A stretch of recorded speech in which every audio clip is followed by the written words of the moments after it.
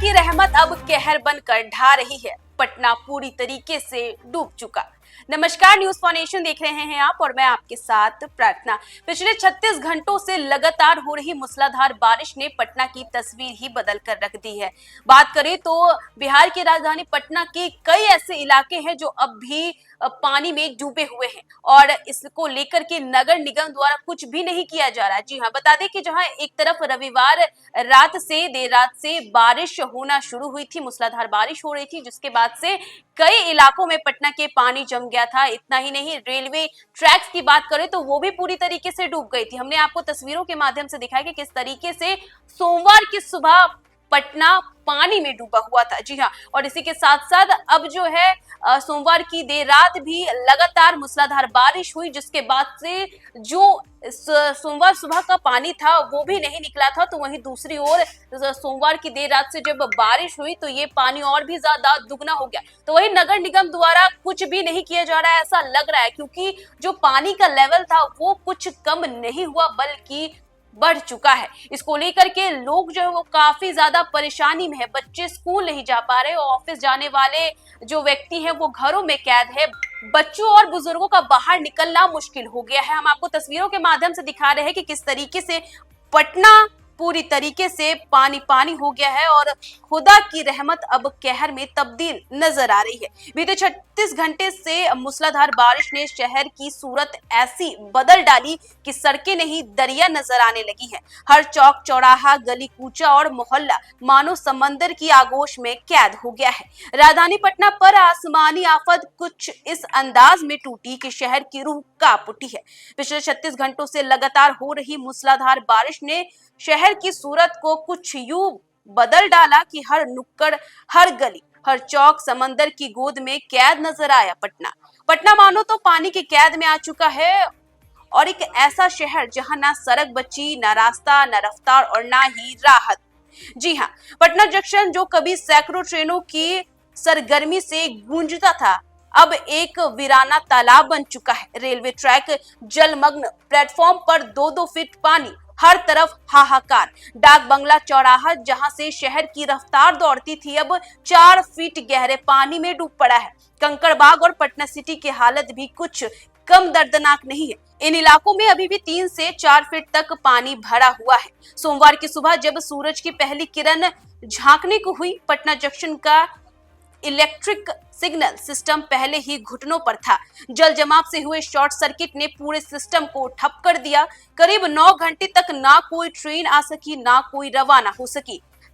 तेजस express, संपूर्ण क्रांति, श्रमजीवी, विक्रमशिला और मगध जैसी नामचीन ट्रेनों को मैन्युअली प्लेटफॉर्म पर लगाया गया। पटना से खुलने वाली राजरानी एक्सप्रेस को मजबूरन राजेंद्र नगर टर्मिनल से रवाना करना पड़ा। सुबह 5 बजे से लेकर दोपहर 2 बजे तक आने वाली तमाम ट्रेनें या तो रद्द हुई या घंटों देरी से चल सकी। सभी प्लेटफॉर्म पर इंतजार करते रहे, भीड़ से लोग छटपटाते रहे, छत टपक रही थी, पानी चारों ओर था और बदहाली में पटना था। पटना का यह मंजर किसी त्रासदी से कम नहीं था। लगभग 20,000 यात्रियों को भारी परेशानी का सामना करना पड़ा।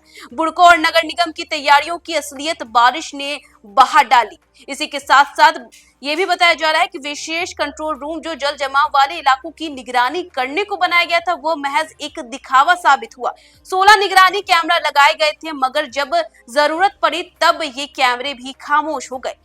भवन निर्माण निगम के retired executive engineer Mahendra Prasad ने साफ कहा कि यह हालत अचानक नहीं बनी है, बल्कि निगम की लापरवाही और गैर जिम्मेदारी का नतीजा है। कई इलाकों में अस्थायी पंप की कोई व्यवस्था नहीं थी और जहां पंप लगाए भी गए थे वे काम नहीं कर रहे थे। नालों की सफाई अधूरी, निर्माण सामग्री जैसे ईंट, बालू और गिट्टी को सड़कों पर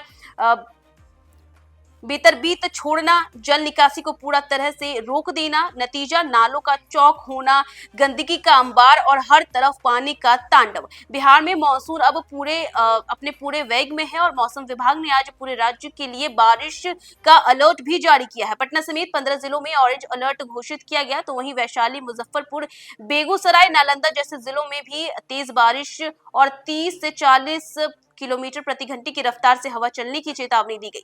बारिश के बाद पटना का तमाम जो तापमान है वो 4 डिग्री तक गिर चुका है और ट्रेन के साथ साथ हवाई उड़ानों पर भी इसका असर देखने को मिला। वहीं नालंदा में बिहार शरीफ रांची रोड पूरी तरह से जलमग्न हो गया है, जिसमें आवागमन ठप हो गया। पटना नगर निगम ने दावा किया कि 364 पंप जल निकासी के लिए तैनात है, जिसमें से 265 इलेक्ट्रिक और 99 डीजल पंप है। इनमें से 256 पंप स्थानीय ड्रेनेज पंपिंग स्टेशन यानी कि डीपीएस और 43 अस्थायी डीपीएस पर लगाए गए हैं, मगर हकीकत यह है कि कई पंप काम ही नहीं कर रहे।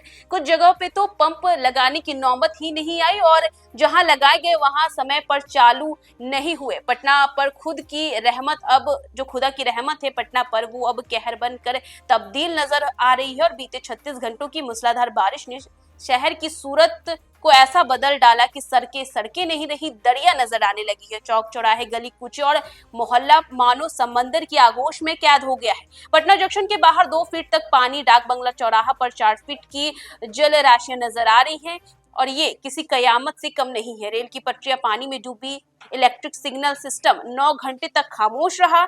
इसी के साथ साथ कई सारी ट्रेनें भी ठप पड़ गई और ये तस्वीर थी बिहार की राजधानी पटना की, जिसके कई सारे इलाके, यहाँ तक कि जहां पर हजारों लोगों की आवाजाही होती थी, यानी कि पटना जंक्शन, वो भी किसी वीराने से कम नहीं लग रहा है। लोगों ने काफी ज्यादा परेशानियों का सामना किया था सोमवार को, कि कई सारी ट्रेनों को रद्द कर दिया गया था या फिर कई सारी ट्रेनें जो है वो लेट से चली थी, जिसकी वजह से लोगों को भारी परेशानी उठानी पड़ी। लेकिन वहीं दूसरी ओर नगर निगम के किए हुए सारे वो दावे अब दिखावे नजर आ रहे हैं, क्योंकि जितनी भी तैयारियां उन्होंने बताई थी उसमें से अगर एक भी काम करती तो ये हालात देखने को ना मिलते। तो फिलहाल इस खबर में बस इतना ही। देश दुनिया की तमाम अपडेट्स के लिए देखते रहे न्यूज़ फॉर नेशन।